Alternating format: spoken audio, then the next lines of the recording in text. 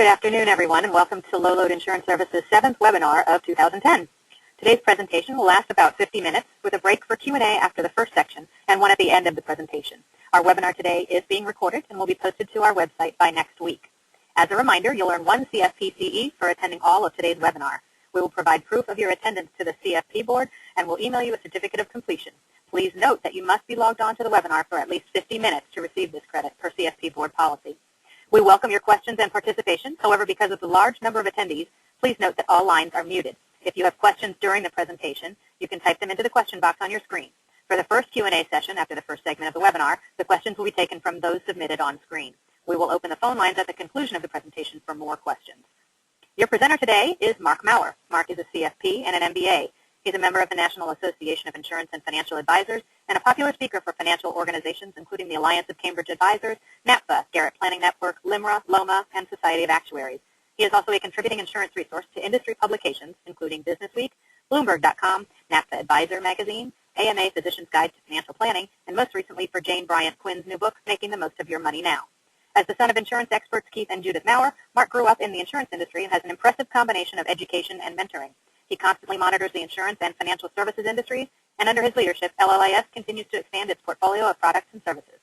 Mark's dedication, along with his unique industry perspective, education, and experience, allow him to build upon the LLIS traditions of cutting-edge information and customer service that fee-only financial advisors and their clients have relied upon since 1992.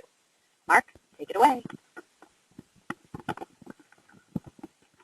Thank you, Dina, and hi, everybody. Thanks for tuning in again to another one of our webinar series, and today we're going to talk about disability and life insurance planning for middle-income clients.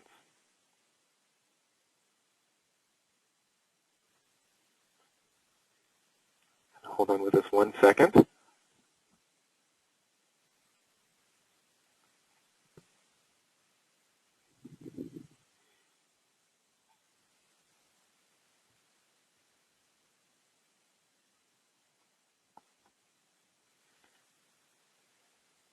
And we're looking. Sorry about this, everybody.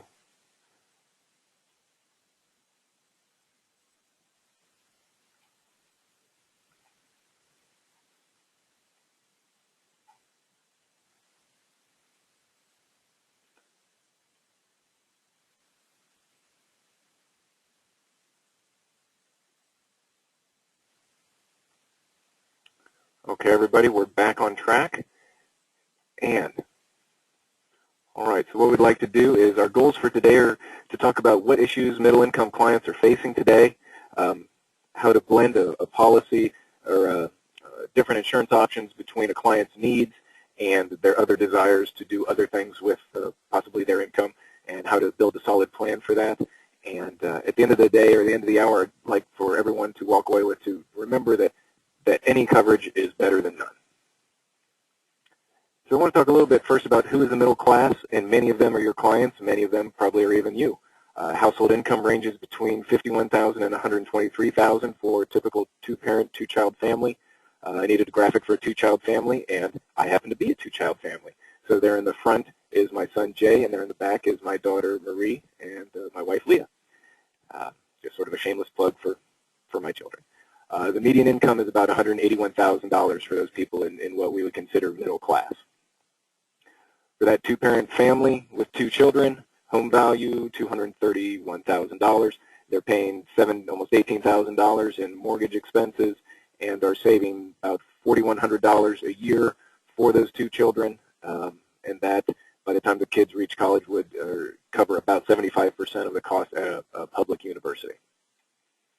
Typical household has a net worth of about $84,000, and 18% of their disposable income is going to pay off some form of debt, the largest part being mortgage payments, but auto loans, credit card debt, things like that. When we talk about some of the planning issues, and I'm sure many of you have come to this with the middle class, it tends to be sort of an all-or-nothing group, and I'll talk about that a little bit more, what I mean. But many times it's I'm either going to do it all or I'm not going to bother doing any of it. And sometimes that approach may make sense, but other times it's not always going to work. So let's have this hypothetical conversation. Clients come to you and say, Ms. Planner, we're about to have a baby and we need to buy a house. And they say, and we want to buy this house. house too, but it's probably not going to be realistic because of their income. And so in your discussion, you say, Mr. and Mrs. Client, you really can't afford that house, but you could afford one of these homes. You have children, you need to buy a house, you need to have some place for shelter, and this is what's going to fit in your budget. Well, how realistic is it that when they come back and say, well, we can't have that first house, so we're just going to live out of the trunk of our car? Seems kind of silly, this sort of all or nothing scenario, but many times when it comes down to insurance planning, this is what happens.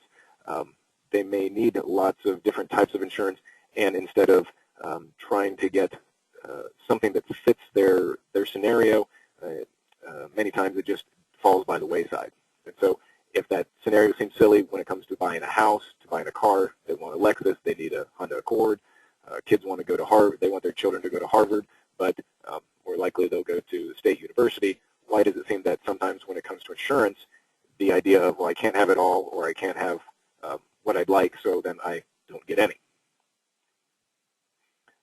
People in this middle income or middle class, very budget conscious, and the experience that we have is many of them don't actually make a real budget. They haven't put pen to paper and say, here's our incomes, here's our outflows.